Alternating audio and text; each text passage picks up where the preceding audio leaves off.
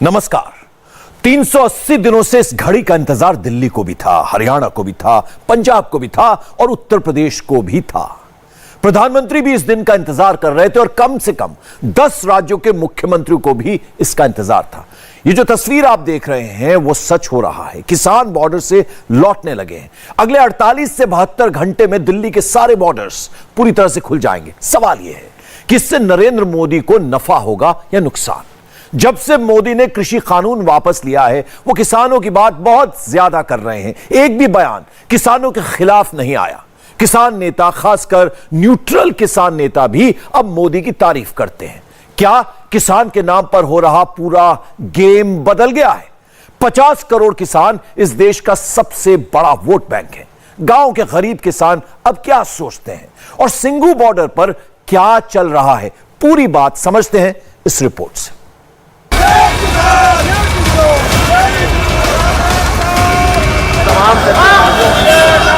380 दिन बाद सिंघू बॉर्डर खुला।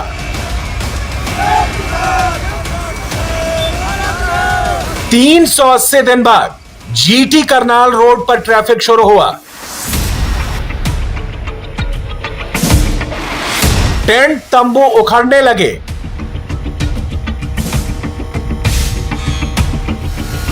लंगर का सामान पैक होने लगा। पिछले 1 साल से सिंघू बॉर्डर के बारे में आपने बहुत सुना होगा। सिंघू बॉर्डर पर आज की तस्वीर क्या है? क्या सिंघू बॉर्डर पूरी तरह खाली हो चुका है या नेशनल हाईवे नंबर 1 खुलने में अभी वक्त है? सिंघू बॉर्डर का लेटेस्ट अपडेट जानने के लिए इंडिया टीवी रिपोर्टर पवन नारा ठीक उस जगह पहुंचे जो 1 साल से अधिक समय तक किसान आंदोलन का सेंटर रहा। इस वक्त हम सिंघू बॉर्डर पर मौजूद हैं। किसानों ने 380 दिनों के बाद आज 11 दिसंबर को वापस जाना शुरू कर दिया है और ये सिंघू बॉर्डर की सबसे स्पष्ट तस्वीर आप देख रहे हैं। यहां से दिल्ली का बॉर्डर शुरू होता है। ये वो फेंसिंग है जो की गई थी और अब ये फेंसिंग हट जाएगी और यहां से आवाजाही शुरू हो जाएगी। सबसे पहला मोर्चा जिसे कह रहे थे किसान, वो सिख जत्थेबंदियों का था जो सबसे आगे घोड़े का दस्ता है ये है। इसके अलावा यहां निशान साहिब रखा गया था, उसके लिए एक स्ट्रक्चर बनाया गया है। यहां घोड़ों के लिए अस्तबल है और ये कैंप है। किसानों ने, सिख जथेबंदियों ने इन कैंपों को हटाना शुरू कर दिया है और इसके बाद जो आप नीला हिस्सा देख रहे हैं वो स्टेज है, यानी वापसी की शुरुआत हो गई है। किसान वापस जा रहे हैं। यहां देखिए जिस तरह का सामान इनके साथ था उसे समेटा जा रहा है, चाहे फोल्डिंग हो, चाहे पंखे हो, कूलर हो, बिजली के इक्विपमेंट हो और बाकी सामान हो, इस सब को समेटा जा रहा है। हम आपको सिलसिलेवार तरीके से दिखाएंगे कि सिंघू बॉर्डर पर जीरो लाइन से आगे केएमपी तक लगभग 7 किलोमीटर का स्ट्रेच है। इसी 7 किलोमीटर के दरमियान किसान बैठे हुए थे। अब आपके मन में सवाल आ रहा होगा कि अगर आज किसान वापस जा रहे हैं तो क्या कल से ये रास्ता खुल जाएगा?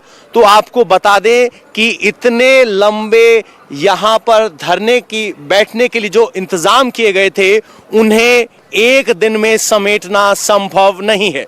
मसलन ये कैंप जो यहाँ परमानेंट स्ट्रक्चर के तौर पर लोहे के पाइप के जरिए बनाया गया था उसे डिसमेंटल किया जा रहा है, वेल्डिंग से काटा जा रहा है। बावजूद इसको समेटने में कई दिन लगेंगे। वहां स्टेज को हटा लिया गया है लेकिन स्टेज के ऊपर जो परमानेंट स्ट्रक्चर बना था वो सड़क पर, उसे हटाने में भी वक्त लगेगा। लेकिन किसानों ने अपने वादे के अनुसार 11 दिसंबर को वापस जाना शुरू कर दिया है। सिंघू बॉर्डर की सबसे पावरफुल और सिंबॉलिक इमेज ये है। पंजाब के किसान पिछले साल नवंबर में जब सिंघू बॉर्डर तक आए थे तब उनके आगे आगे निहंग सिख सरदारों का जत्था था। घोड़े पर सवार निहंग सिख अपने साथ गुरु ग्रंथ साहिब के पवित्र स्वरूप लेकर आए थे। 380 दिनों तक सिंघू बॉर्डर पर ही अस्थायी गुरुद्वारा बना रहा जहां गुरु ग्रंथ साहिब के आगे अरदास होता रहा। आज गुरु ग्रंथ साहिब को साथ लेकर निहंग सिख वापस लौट गए। सिंघू बॉर्डर से 380 दिन के बाद किसानों ने वापस जाने का फैसला किया है और ये खालसा का वो ग्रुप निहंग सिखों का जो मोर्चे पर सबसे आगे था वो अब अपने घोड़ों के साथ वापस जा रहा है। और ये तस्वीरें सिंघू बॉर्डर से हैं। किसानों ने यहाँ 380 दिन तक मोर्चा संभाले रखा और अब किसान यहाँ से वापस जा रहे हैं। ये घोड़ों का वो दस्ता है जो मोर्चे पर सबसे आगे था और अब वापसी का ऐलान हो चुका है। और इस सिख दस्ते के साथ जो घोड़े आए थे वो वापस जा रहे हैं। पीछे जो धर्मगुरु हैं वो मंच पर, या कहें कि एक गाड़ी को मंच बनाया गया है, उसमें सवार हैं और एक एक करके मार्च के जरिए आगे निकल रहे हैं। और इस तरीके से ये गाड़ी है, इसके पीछे आप देखेंगे पंच पैरों का स्वरूप उस ट्रंक पर सवार है, जिसके पीछे गुरु ग्रंथ साहिब की एक गाड़ी है जो गुरु ग्रंथ साहिब यहाँ सिंघू बॉर्डर पर सबसे आगे स्थापित किया था। गुरु ग्रंथ साहिब के साथ इस जत्थे का आगे बढ़ना दिखाता है कि किसानों ने 11 तारीख को वापस जाने का ऐलान किया था और उसी के तहत अब ये मूवमेंट हो रही है। दिल्ली हरियाणा सिंघू बॉर्डर से नेशनल हाईवे नंबर 1 गुजरता है। जीटी करनाल रोड के नाम से मशहूर यह सड़क 1 साल से बंद पड़ी थी। दिल्ली से पानीपत का रास्ता बंद था, दिल्ली से करनाल का रास्ता बंद था, कुरुक्षेत्र से दिल्ली की सड़क बंद थी, दिल्ली से अंबाला न जा सकते थे न आ सकते थे, दिल्ली से चंडीगढ़ और पठानकोट भी नहीं जा सकते थे। सड़क के रास्ते दिल्ली से जम्मू आना जाना भी मुश्किल था। सिंघू बॉर्डर पर लगे टेंट उखड़ जाने के बाद पानीपत, करनाल, कुरुक्षेत्र, अंबाला, चंडीगढ़, पठानकोट, अमृतसर और जम्मू आना जाना आसान हो जाएगा। लेकिन क्या ये सब एक दिन में हो जाएगा? किसानों के लौट जाने के बाद भी सड़क खोलने में कितना वक्त लगेगा? पवन नारा ने ग्राउंड जीरो से रिपोर्ट भेजी है। इस वक्त हम नेशनल हाईवे नंबर 1 पर हैं। शायद ये तस्वीर देखकर आपको ना लगे कि ये नेशनल हाईवे है, लेकिन हकीकत यही है कि ये नेशनल हाईवे है। रेलिंग यहाँ से गायब हो चुकी है, इधर टेंट कुछ बचे हैं, इधर वाले समेट लिए गए हैं।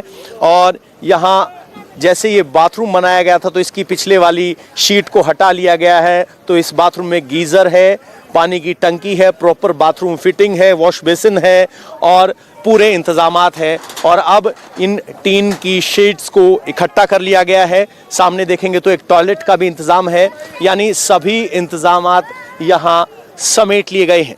ये NH1 की तस्वीर है। सिंघू बॉर्डर से 800 मीटर इस वक्त हम हरियाणा की तरफ खड़े हैं।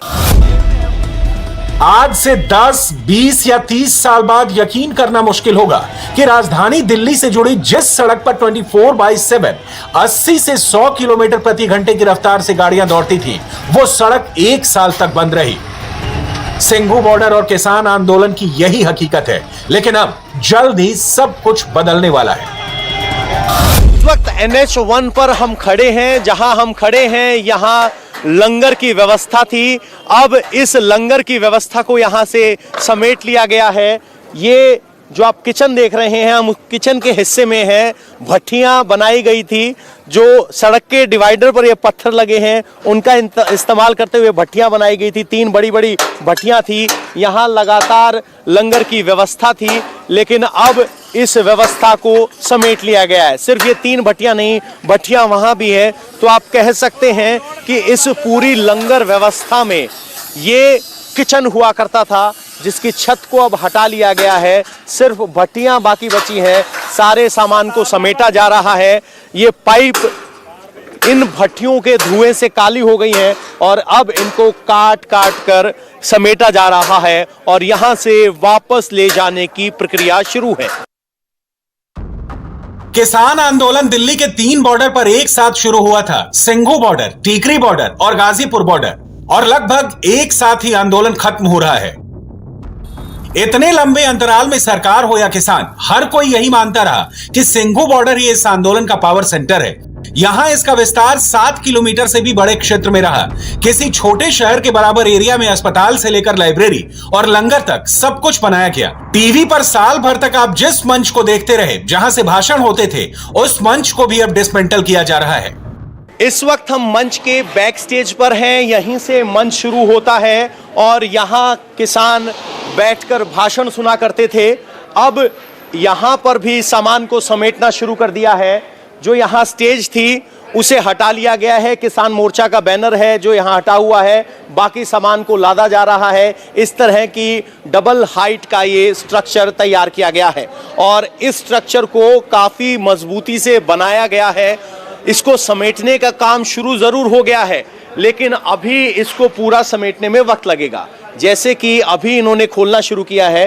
कोऑर्डिनेटर हमारे साथ है। सर, आपका नाम क्या है? दीप खत्री नाम है जी मेरा। तो कितना मजबूत बना है और कितने दिन लग जाएंगे इसको हटाने में? ये इतना मजबूत बनाया है जी, 2024 तक की हमारी तैयारी थी कि मोदी सरकार ना माने तो हमारा सरकार चाहे हट जाए, हमारा टेंट नहीं हटना था। इतना मजबूत बनाया था हमने, लेकिन चलो सरकार भी मान गई और इसको बनाने में लोगों के खून पसीने के पैसे लगे हुए हैं। चंदे के पैसे से बनाया है, SKM के पैसे से। और इसको जब हम खोल रहे हैं, वाइंड अप कर रहे हैं, तो बड़ा दर्द हो रहा है कि अपना घर हमने ही बसाया और आज अपना घर दोबारा से हम ही बर्बाद कर रहे हैं। इसको 1 हफ्ता लगेगा हमारे साइड को। ये जब बना था 1 महीना लगा था। अभी हमने 20-25 लेबर लगा के इसको लगभग इसमें 1 हफ्ता हमारा लगेगा मिनिमम। 1 हफ्ता इस स्टेज को हटने में लगेगा। इसको सिंघू वाला आंदोलन गांव कह सकते हैं हम। इसको गांव क्यों कह रहे हैं? क्योंकि यहाँ पर गुरुद्वारे भी थे, यहाँ लंगर की व्यवस्था भी थी, कपड़े धोने की व्यवस्था थी, पानी की व्यवस्था थी, स्टेज की व्यवस्था थी, अस्पताल की व्यवस्था थी। जो किसान आंदोलनकारियों को 1 साल टिके रहने के लिए चाहिए था, वो सब यहाँ उपलब्ध था। इस हिस्से में जैसे सामने अकाल एड का एक कैंप लगा हुआ है, इस हिस्से में बहुत सारे शेड हुआ करते थे, उनको खाली कर दिया गया है। लेकिन ये जो स्टेज है, इसको खाली करने में अभी 1 हफ्ते का वक्त लगेगा।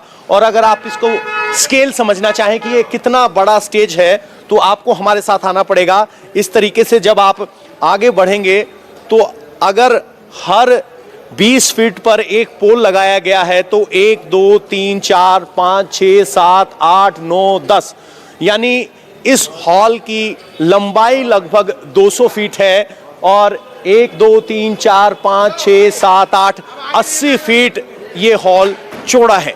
स्टेज जिसको हम कहते थे, अब यहाँ से सारा सामान समेट लिया गया है। कुछ स्मारक बनाए गए थे, वो समेट लिए गए हैं, लेकिन इस स्ट्रक्चर को हटाने में वक्त लगेगा। किसान दिल्ली बॉर्डर से घर लौटेंगे तो क्या अपने अपने राज्य और इलाके की सियासत बदलेंगे? किसान नेता क्या चुनाव लड़ेंगे? पंजाब, यूपी और उत्तराखंड में असेंबली इलेक्शन होने वाले हैं, इसलिए कयास लगने शुरू हो गए हैं। राकेश टिकैत ने गाजीपुर बॉर्डर पर गुरुवाणी का प्रोग्राम कराकर सिग्नल देने शुरू कर दिए हैं। गुरुनाम सिंह चढ़ूनी नई पार्टी बनाने के मैसेज दे रहे हैं। पंजाब में बलवीर राजेवाल के सीएम कैंडिडेट होने के बारे में हेडलाइंस छप रही हैं। प्रधानमंत्री नरेंद्र मोदी यूपी के बलरामपुर पहुंचे तो उन्होंने भी वहां से किसान भाइयों को एक स्पेशल इनविटेशन दिया है। मोदी का इनविटेशन क्या है और किसान भाइयों का रिएक्शन क्या होगा, बताएंगे हम। लेकिन उससे पहले आपको दिल्ली के एक और बॉर्डर पर ले चलते हैं, जहां किसान आंदोलन का पैकअप हो रहा है। दिल्ली हरियाणा का टीकरी बॉर्डर भी पिछले 1 साल से बंद था। याद कीजिए, यही वो बॉर्डर है जहां कंक्रीट में लोहे की बड़ी बड़ी नुकीली कीलें गाड़ी गई थी, स्टील के कंटेनर खड़े करके कंक्रीट की दीवारें खड़ी की गई थी। आज टीकरी बॉर्डर भी खाली होने लगा। जेसीबी से कंक्रीट के बोल्डर हटाए जा रहे हैं, कुछ रास्ता साफ कर दिया गया है, बाकी का काम चल रहा है। किसानों ने 11 फरवरी को वापस जाने का ऐलान किया और किसान अपने गांव और घर की तरफ कूच कर गए। इस वक्त हम टीकरी बॉर्डर पर हैं। टीकरी बॉर्डर के आगे की तस्वीर आपको दिखाएंगे, लेकिन सबसे पहले ये तस्वीर देख लीजिए। यहां रास्ता खोलने की कवायद शुरू हो गई है। ये जो कीलें लगाई गई थी, इनको हटाया जा रहा है। ऊपर जो बैरिकेड था, उसको अब प्रशासन की तरफ से हटाने की कार्रवाई शुरू कर दी गई है। यानी ये रास्ता कल तक खुल सकता है, क्योंकि आगे का रास्ता पहले ही किसान खाली कर चुके हैं।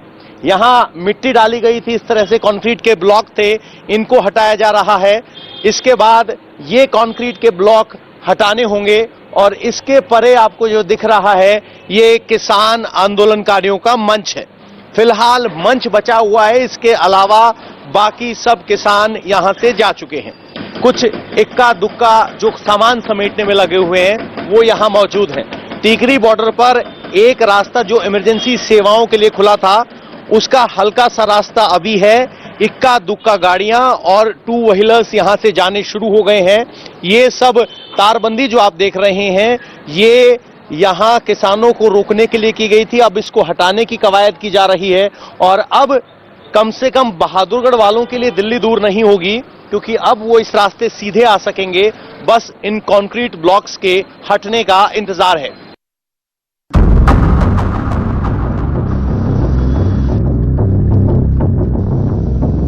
टीकरी बॉर्डर को किसान आंदोलन का साइलेंट सेंटर कहा जाता था। किसान आंदोलन का पावर सेंटर हमेशा सिंघू बॉर्डर पर रहा। राकेश टिकैत के कारण मीडिया अटेंशन गाजीपुर बॉर्डर पर होता था।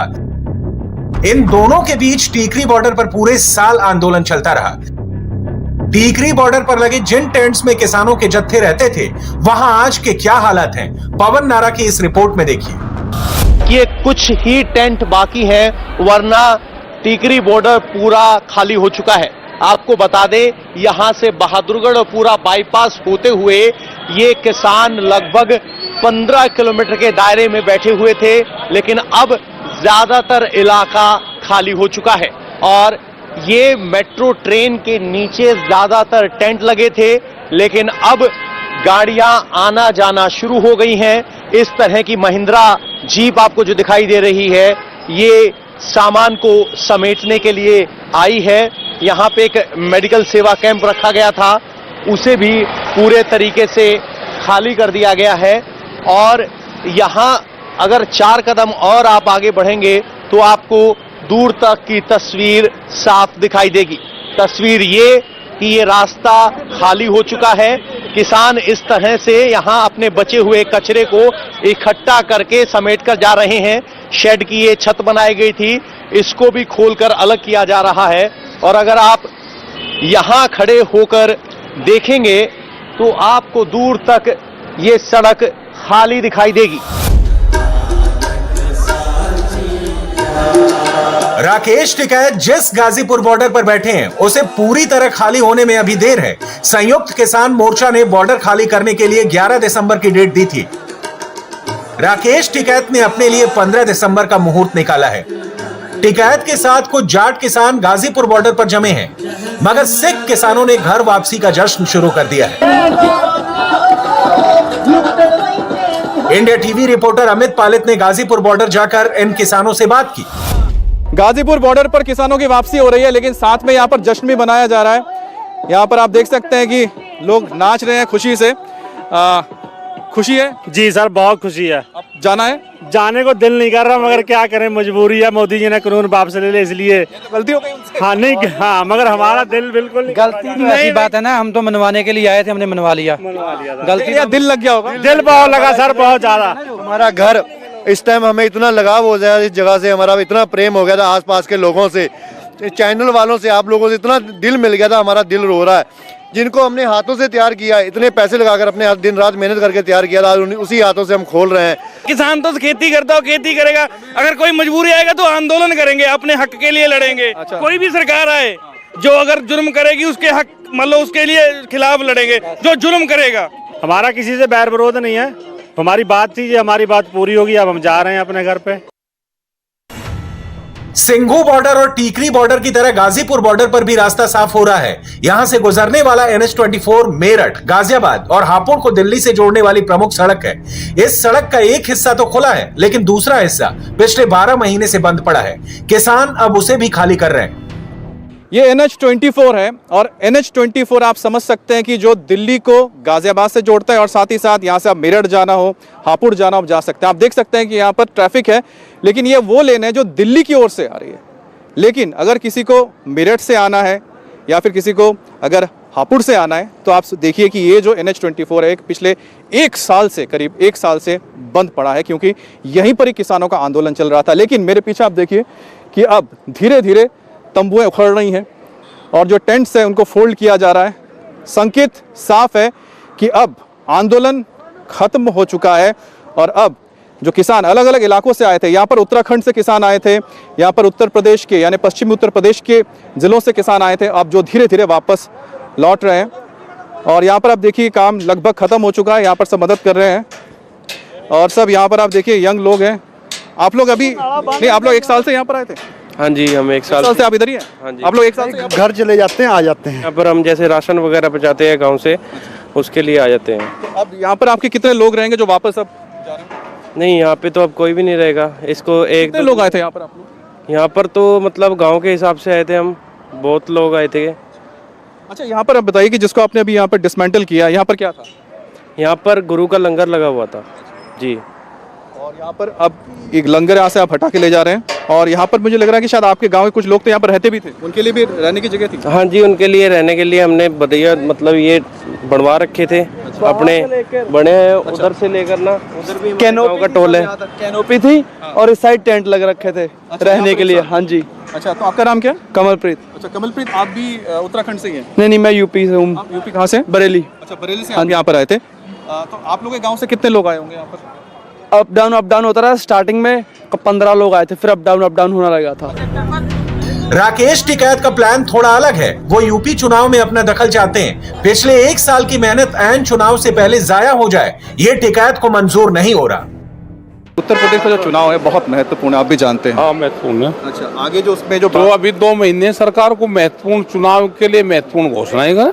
अच्छा, जैसे कुछ आके दिल में कुछ बिजली के रेट भी बहुत महंगे, उन्हें भी थोड़े से कम कर दे। जनता को कहने का हो, कुछ डीजल पे टैक्सेस वो करके डीजल पेट्रोल पे घटा दे, एजुकेशन की कुछ पॉलिसी ठीक करे, कुछ गन्ने के रेट भी बढ़ा दे, कुछ MSP पे खरीद हो जाए ठीक तरीके से, उस पर भी हो। तो ये सारी चीजें सरकार को अभी करनी चाहिए। अब आपको यूपी के बलरामपुर ले चलते हैं, जहां से प्रधानमंत्री नरेंद्र मोदी ने पूर्वांचल के 4 जिलों के किसानों को फायदा पहुंचाने वाली नहर योजना का शुभारंभ किया। सरयू नहर परियोजना में जितना काम 5 दशक में हो पाया था, उससे ज्यादा काम हमने 5 साल से पहले करके दिखाया है। यही तो डबल इंजन की सरकार है। यही तो डबल इंजन सरकार के काम का रफ्तार है। जो काम 50 साल में पूरा नहीं हुआ, उसे नरेंद्र मोदी ने 5 साल में पूरा किया। नहर योजना का फीता काटने के बाद नरेंद्र मोदी ने किसानों से डायरेक्ट बात की। मोदी ने मैसेज दे दिया है, उन्होंने किसानों के लिए कुछ बड़ा सोच रखा है। मैं चाहूंगा सिर्फ उत्तर प्रदेश के नहीं, देश भर के किसान मेरे इस निमंत्रण का स्वीकार करें और मेरे साथ जुड़े। मेरा निमंत्रण किस बात का है? इसी महीने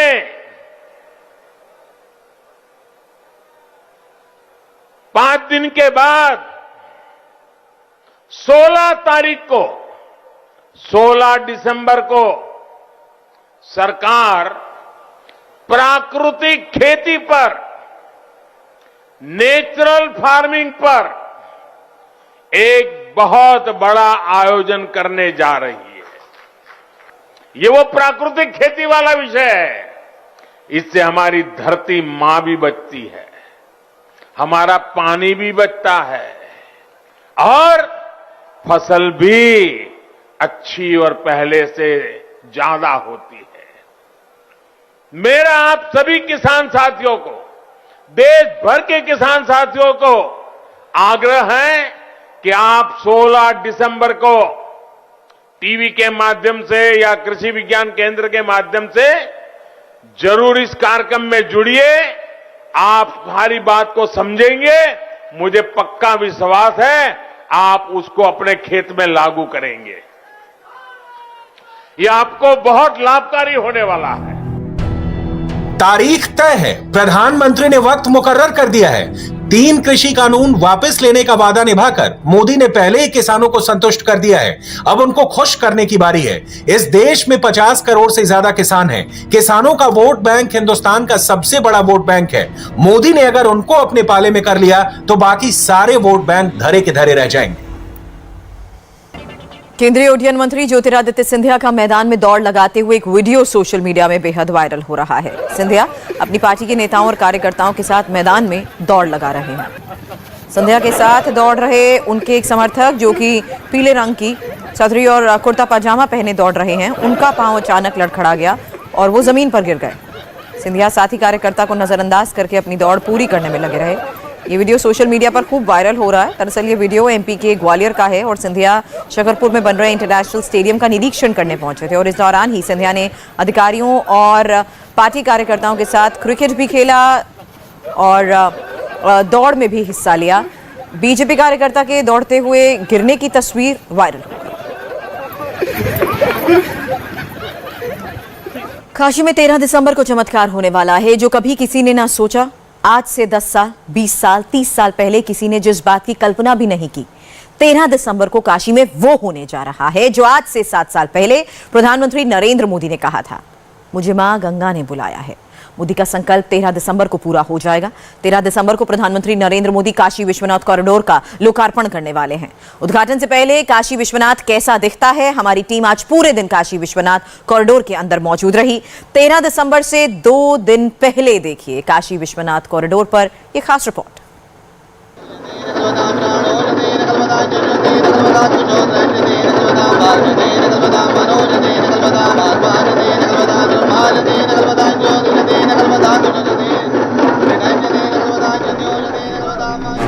जो सदियों में नहीं हुआ वो अब हो गया है। काशी विश्वनाथ के मंदिर का संपूर्ण कायाकल्प जो कभी किसी ने सोचा नहीं था। काशी विश्वनाथ का मंदिर ऐसा दिखेगा जो कल्पना से भी परे था। काशी विश्वनाथ का वो दिव्य रूप आज आप इस वक्त अपनी आंखों से देख रहे हैं। 2017 से 2021 के बीच इन 3 सालों में काशी विश्वनाथ में क्या बदल गया, इन 2 सैटेलाइट तस्वीरों से देखिए। 2017 की तस्वीर में काशी विश्वनाथ मंदिर चारों तरफ अतिक्रमण से ढका हुआ था और आज इस अतिक्रमण को हटाकर एक काशी विश्वनाथ कॉरिडोर बनाया गया है। साल 2017 में काशी विश्वनाथ के मंदिर का मतलब था ये पतली सी गली जहां श्रद्धालुओं की लाइन लगती थी, भीड़ भाड़ रहती थी, लेकिन आज काशी विश्वनाथ का मतलब ये है। शिव की नगरी काशी को प्रधानमंत्री नरेंद्र मोदी एक बड़ी सौगात देने आ रहे हैं। 13 तारीख को काशी विश्वनाथ कॉरिडोर का प्रधानमंत्री नरेंद्र मोदी लोकार्पण करेंगे।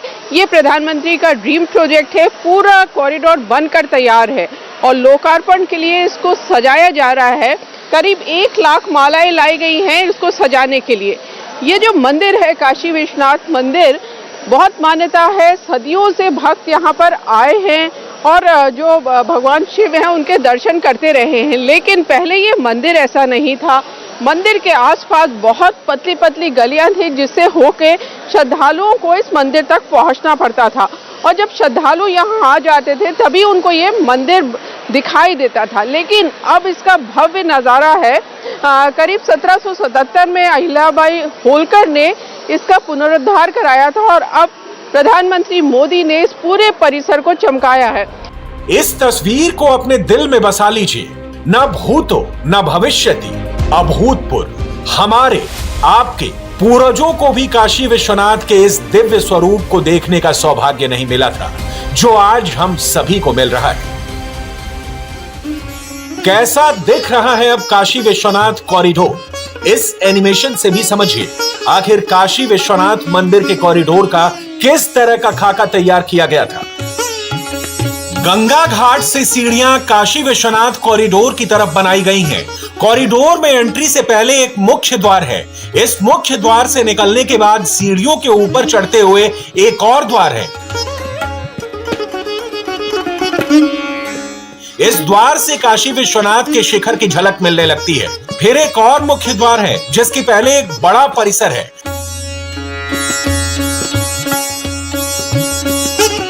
फिर काशी विश्वनाथ मंदिर के मेन गेट से सीधे मंदिर में प्रवेश के लिए जाएंगे और आसमान से मंदिर के चारों तरफ भी आपको काफी बड़ा परिसर नजर आएगा।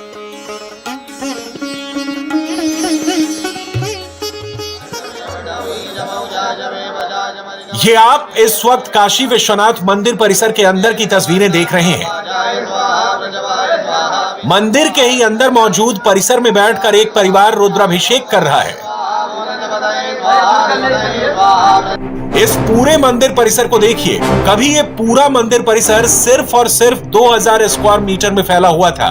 आज ये गंगा घाट से मुख्य मंदिर तक 50,000 स्क्वायर मीटर की दूरी तक फैल गया है। यानी पहले के मुकाबले आज ये मंदिर परिसर 25 गुना ज्यादा बड़ा हो गया है, जिससे यहाँ आने जाने वाले भक्तों और श्रद्धालुओं को अभूतपूर्व अनुभूति हो रही है। अभी जैसे ही कॉरिडोर बन गया है, बहुत सुविधा से सारा काम हो पा रहा है। बहुत अच्छे से हमारी पूजा हुई है। 5 साल पहले जब आए थे तब बहुत भीड़ था, जगह जगह दुकानें थी, जिस कारण से हम लोग को मुश्किल हो रहा था, गली गली से जाना पड़ रहा था।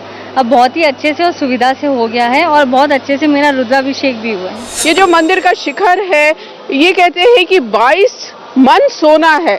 महाराजा जो पंजाब के महाराजा रणजीत सिंह ने ये सोना दान किया था, ये भी समय के साथ काला पड़ गया था। कोलकाता से कारीगर बुलाए गए हैं और इस शिखर को पूरा सजाया गया है। नीचे के जो पत्थर हैं उनकी भी नक्काशी साफ की गई है और ये जो पूरा मंदिर परिसर है, इसमें ये सैंडस्टोन है जो चुनार का है और पूरा कॉरिडोर में 7 तरह के पत्थरों का इस्तेमाल किया गया है। ये चुनार का सैंडस्टोन है गुजरात से, इसमें सुंदर नक्काशी होकर आई है, कुछ उसी तरह से जैसा कि मंदिर में नक्काशी की गई थी, उस तरह की नक्काशी गुजरात के कारीगरों ने की है। फर्श है ये मकराना मार्बल का है। अगर आप इसके बाहर निकलेंगे तो जो चौक है वो ग्रेनाइट जेड ब्राउन का है। इसके अलावा इसमें कोटा स्टोन लगा है, तमिलनाडु के पत्थर हैं, बहुत ही खूबसूरत है। और इस मंदिर में 4 द्वार हैं, उसी तरह से इस मंदिर परिसर में भी 4 द्वार बनाए गए हैं जो चारों दिशाओं में है। एक द्वार ये है, एक हमारे सामने, एक बाएं और एक पीछे। आखिर काशी विश्वनाथ कॉरिडोर का सपना पूरा कैसे हुआ, क्या परियोजना थी, कैसे मंदिर के आसपास जो बरसों से अतिक्रमण था उसे हटाया गया, क्या क्या परेशानियां आई, ये हम आपको बताने वाले हैं। सवाल यही है कि काशी विश्वनाथ के चारों तरफ इतनी घनी आबादी कैसे बस गई कि बाबा भोलेनाथ का मंदिर ही आंखों से ओझल हो गया। दरअसल ये मंदिर का पूरा विस्तार जो आप देख रहे हैं, यहां पर पहले बहुत सारे घर और मकान बने हुए थे। लगभग 400 परिवारों ने इस पूरी जगह पर अतिक्रमण कर रखा था और यह अतिक्रमण 1-2 साल से नहीं, सदियों से धीरे धीरे हुआ। तो रानी अहिल्याबाई होलकर ने जिस मंदिर का निर्माण करवाया था, ये मंदिर वहीं तक था जहां पर अभी हुंडी दिखाई पड़ रही है। माने 2000 स्क्वायर मीटर के दायरे में सिमटा हुआ यह मंदिर, जहां तंग रास्ते से, पतली गली से होकर के, और सबसे बड़ी बात यह कि जो वृद्ध, अशक्त, रोगी, ये लोग नहीं पहुंच सकते थे। यहाँ पर चारों तरफ बस्ती थी और बस्ती के बीच में यह मंदिर। अब जब 52,000 स्क्वायर मीटर के दायरे से ज़्यादा के क्षेत्रफल में श्री काशी विश्वनाथ धाम का यह परिक्षेत्र दृष्टिगोचर हो रहा है, जहाँ पर आप देख सकते हैं कि इन गैलरियों में बैठ करके अब जो संध्या वंदन, जप तप करने वाले, साधना करने वाले, ध्यान करने वाले हैं, उनके लिए एक सुंदर प्रशस्त स्थान हो गया है। इन भित्तियों पर, इन दीवालों पर भागीरथ की तपस्या व गंगा अवतरण, सती के प्रादुर्भाव का प्रसंग, अविमुक्तेश्वर के का प्रसंग, काशी खंडोक्त स्कंद पुराण में वर्णित जितने भी भगवान शंकर से संपृक्त प्रसंग है, उन प्रसंगों को आप इन भित्तियों पर देख सकते हैं। यहाँ बैठ करके जब तब संध्या पूजा कर सकता है। सबसे बड़ी बात यह है कि मोक्ष की अभिलाषा से काशी में बहुत से मुमुक्षु आते हैं, जिनकी अभिलाषा होती है कि अंतिम समय में हम माँ गंगा के तट और बाबा विश्वनाथ के सानिध्य में हमारा बीते। अब उनकी भी मनसा पूरी होगी, क्योंकि श्री काशी विश्वनाथ धाम के अंदर एक बढ़िया सुंदर मुमुक्षु भवन का निर्माण हुआ है, यात्री सुविधा केंद्र का निर्माण हुआ है। और मैं ऐसा मानता हूं कि ये भगवत प्रेरणा से ही इतना बड़ा चमत्कार हुआ है, क्योंकि अर्चा तुम अर्चकस्तुम ही अर्चस्तुम शिव सुंदरी, तुम ही पूजा, तुम ही पूज्य और तुम ही पूजक। 2 बार कोरोना का कहर पूरा देश झेला है, बावजूद उसके इतने कम समय में इतना सुंदर बन करके श्री काशी विश्वनाथ धाम जो लोकार्पित होने जा रहा है, मैं समझता हूं कि भगवत प्रेरणा से और श्री नरेंद्र मोदी जी की दृढ़ इच्छा शक्ति, शिव संकल्प से यह श्री काशी विश्वनाथ धाम लोकार्पित होने जा रहा है, जो भारत के जगत गुरु बनने की यात्रा का शुभारंभ माना जाएगा। श्री नरेंद्र मोदी जी के धर्म परायणता का सर्वोत्कृष्ट उदाहरण माना जाएगा, उनकी दृढ़ इच्छा शक्ति का सफल परिणाम माना जाएगा। और फिर क्या हुआ? काशी विश्वनाथ कॉरिडोर बनाने के लिए सबसे कठिन काम शुरू हुआ। प्रधानमंत्री ने इस प्रोजेक्ट की नींव रखी। प्रधानमंत्री मोदी ने काम का शुभारंभ कर दिया और इसके बाद उन 400 परिवारों से बातचीत का सिलसिला शुरू हुआ जो लोग सदियों से मंदिर परिसर के चारों तरफ रह रहे थे। मंदिर के चारों तरफ घनी आबादी, परिवार, दुकान, मकान इसलिए बन गए क्योंकि गंगा घाट पर श्रद्धालुओं की सेवा का काम 24 घंटे चलता था। तीर्थ यात्रियों को सुविधाएं मुहैया करवाने परिवार सदियों से पीढ़ी दर पीढ़ी यहां काम कर रहे थे और यहीं पर रहने के लिए उन्होंने घर भी बना लिए। यहां तीर्थ यात्रियों को पूजा का सामान मुहैया करवाने वाले लोगों ने धीरे धीरे पक्की दुकानें बना ली और फिर दुकानों के पीछे ही रहने के लिए घर भी बना लिए। मणिकर्णिका घाट पर शवों का अंतिम संस्कार करने वाले परिवार भी यहीं पर पक्के मकान बनाकर रहने लगे। धीरे धीरे काशी विश्वनाथ का विशाल परिसर अतिक्रमण का शिकार होता चला गया। अब सरकार और प्रशासन के सामने सबसे बड़ी चुनौती ये थी कि कैसे इन 400 परिवारों को शिफ्ट किया जाए, क्योंकि इसके बिना काशी विश्वनाथ कॉरिडोर का काम शुरू नहीं हो सकता था। सरकार इस पूरे प्रोजेक्ट में कोई भी मुकदमेबाजी नहीं चाहती थी, इसलिए सरकार ने अपने आला अफसरों और कर्मचारियों को ये जिम्मेदारी दी कि वो एक एक परिवार से बात करें। रास्ता ये निकला जिसके बाद गलियों में फंसे काशी विश्वनाथ मंदिर को इतना भव्य स्वरूप मिल सका। इस तरह शवों का अंतिम संस्कार करने वाले 37 परिवारों को दूसरी जगह पर शिफ्ट किया गया। इस मामले को सुलझाना इतना आसान नहीं था। 400 परिवारों के कुल 1400 लोगों के पुनर्वास के लिए करीब 70 करोड़ रुपए खर्च किए गए। मंदिर परिसर के आसपास कुल 314 मकान सरकार के द्वारा खरीदे गए। इस पर सरकार का कुल 390 करोड़ रुपया खर्च आया। इनमें से 37 संपत्तियां ट्रस्टों की थी। इसके अलावा 400 परिवारों को मुआवजा दिया गया। ये काम आसान नहीं था। मिसाल के लिए मंदिर के पास मौजूद एक प्रॉपर्टी के 17 मालिक थे और उन मालिकों ने अपनी प्रॉपर्टी किराए पर दे रखी थी। कुछ प्रॉपर्टियों के मालिक विदेशों में मौजूद थे। एक एक प्रॉपर्टी के ऑनर से बात करके और किराएदारों से बातचीत के बाद पूरे परिसर को खाली करवाया गया और उसके बाद विश्वनाथ मंदिर के आसपास मौजूद रिहायशी ढांचों को तोड़ने की प्रक्रिया शुरू हुई और काशी और भारत के लोग उस वक्त हैरान रह गए जब रिहायशी ढांचों को तोड़ने के दौरान काशी विश्वनाथ के आसपास सदियों पुराने भव्य प्राचीन मंदिर निकलने लगे। लोग ये देखकर हैरान रह गए कि कैसे मंदिर के ही चारों तरफ घर, मकान, किचन, बाथरूम इस तरह बना दिए गए थे कि मंदिर ही ढक गए थे। अतिक्रमण हटाने के बाद 40 प्राचीन मंदिर मिले जिनका वर्णन प्राचीन शास्त्रों में भी मिलता है, जैसे कि गंगेश्वर महादेव मंदिर, मनोकामेश्वर महादेव मंदिर, जैवी नायक मंदिर, श्री कुंभ महादेव मंदिर। इन मंदिरों को भी अब काशी विश्वनाथ कॉरिडोर में शामिल कर लिया गया है। जो हमारे शास्त्रों में कहा गया है काशी में मरने पर मुक्ति होती है, तो ये तारकेश्वर हैं, ये तारक मंत्र देते हैं। जो मर गया उस आत्मा को तारक मंत्र देते हैं और उसकी एक अवधि होती है, वो आत्मा हजारों वर्ष तक उस तारक मंत्र का जप करती है, तब जाकर के उसको शिवलोक प्राप्त होता है। ऐसे ही सडनली काशी में मरने पर मुक्ति नहीं होती है। ये तारक मंत्र देते हैं तो उसके बाद ये होती है। ये भुवनेश्वर है और ये 14 भवन हमारे हैं। 14 भवनों के मालिक यही है, यही उसकी देखरेख करते हैं, यही उसका सारा ब्यौरा रखते हैं। इसके पीछे विश्वनाथ मंदिर है। मंदिर के पीछे जाएंगे तो दंडपाणी है। दंडपाणी बाबा विश्वनाथ स्वयं ही यहाँ काशी में दंड का विधान करते हैं। और हमारे मोदी जी जब कनाडा गए तो उन्होंने वहाँ का इतिहास जाना कि कौन कौन वहाँ के म्यूजियम में गए और म्यूजियम में जाकर के उन्होंने सभी के बारे में उनको बताया गया कि ये मूर्ति ये उनको जब पता चला कि ये बनारस से लाई हुई अन्नपूर्णा जी हैं तो उन्होंने अपना प्रयास किया और प्रयास करके जो उन्होंने किया ऐसा इतिहास कोई दूसरा नहीं कर सकता था। वो उस प्रतिभा को कनाडा से लेकर के यहाँ मंदिर लेके आए। हमारे माननीय मुख्यमंत्री योगी जी के द्वारा उसकी स्थापना यहाँ की गई है, बगल में ही है। उसी में अन्नपूर्णा जी भी हैं और जो हमारी पुरानी अन्नपूर्णा जी थी मंदिर की वो भी उसी में है और पार्वती जी भी उसी में है। 50,000 स्क्वायर मीटर से ज्यादा क्षेत्र में फैले इस काशी विश्वनाथ कॉरिडोर में 24 से ज्यादा भवन बनाए गए हैं, जिनमें 3 यात्री सुविधा केंद्र हैं, वैदिक सेंटर है, बुक स्टोर है, कैफे है। उसके अलावा मुमुक्षु भवन है, क्योंकि कहते हैं कि वाराणसी में बहुत सारे लोग ऐसे आते हैं जो यहाँ पर मरना चाहते हैं क्योंकि मोक्ष की प्राप्ति होती है, उनका ये सोचना होता है। तो इस इलाके में मुमुक्षु भवन बनाया जा रहा है।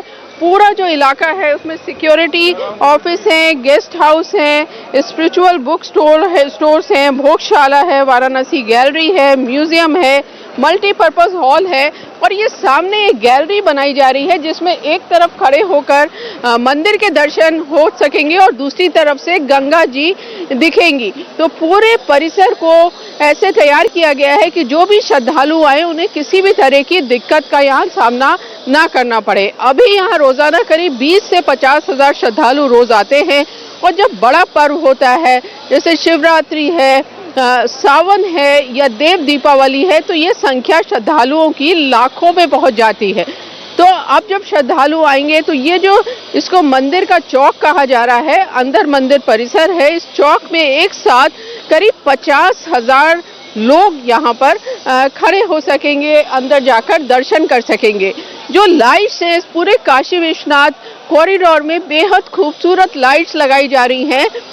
कई 3 तरह की लाइट्स यहाँ पर है, जो फसाड लाइट है, जो फ्लोर लाइट है, नीले रंग की लाइट यहाँ पे दी जा रही है और उसके पीछे शिव से जुड़ा इसका कॉन्सेप्ट बताया जा रहा है क्योंकि भगवान शिव को नीलांबर भी कहते हैं और ये लाइट नीली है और गंगा जी में जो सुबह सूरज की किरणें निकलती हैं उसकी जो लालिमा होती है उसको अंबर कहते हैं। तो यानी नीला अंबर से पूरा परिसर यहाँ जगमगाएगा और काशी विश्वनाथ मंदिर और गंगा जी मानो यहाँ पर एक होते दिखाई देंगे।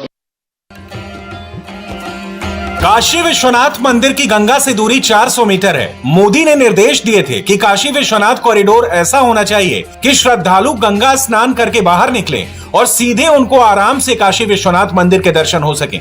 शिव भक्त कॉरिडोर में पहुंचे तो उनका मन प्रफुल्लित हो जाए। ऐसा सुंदर और बढ़िया कॉरिडोर होना चाहिए कि गंगा घाट से काशी विश्वनाथ तक दिव्यता का एहसास हो। काशी में गंगा के किनारे मणिकर्णिका घाट और ललिता घाट के बीच में ये कॉरिडोर बनाया जा रहा है। सामने गंगा जी है और पूरी सोच ये है कि श्रद्धालु आए, गंगा जी में डुबकी लगाएं, वहाँ से जल ले और ये जो सीढ़ियाँ बनाई गई हैं इनसे होकर सामने यहाँ से काशी विश्वनाथ मंदिर सामने दिखाई दे रहा है। तो यहाँ पे खड़े होकर आप गंगा जी के भी दर्शन कर सकते हैं और काशी विश्वनाथ मंदिर के भी, जो पहले नहीं होते थे क्योंकि ये जो पूरा इलाका खुला हुआ दिख रहा है इसमें बहुत पतली गलियां थी, बहुत मकान थे, बहुत दुकानें थी जिनको यहाँ से हटाया गया है। करीब 400 दुकानें और मकान यहाँ से हटाई गई हैं और उनको कहीं और बसाया गया। पूरा प्रोजेक्ट करीब 600 करोड़ का है जिसमें 300 करोड़ इन लोगों को जिनको यहाँ से हटाया गया है उनको दिए गए हैं। और इन घरों में बहुत प्राचीन मंदिर थे जो घरों के अंदर चले गए थे, उन मंदिरों को भी निकाला गया है।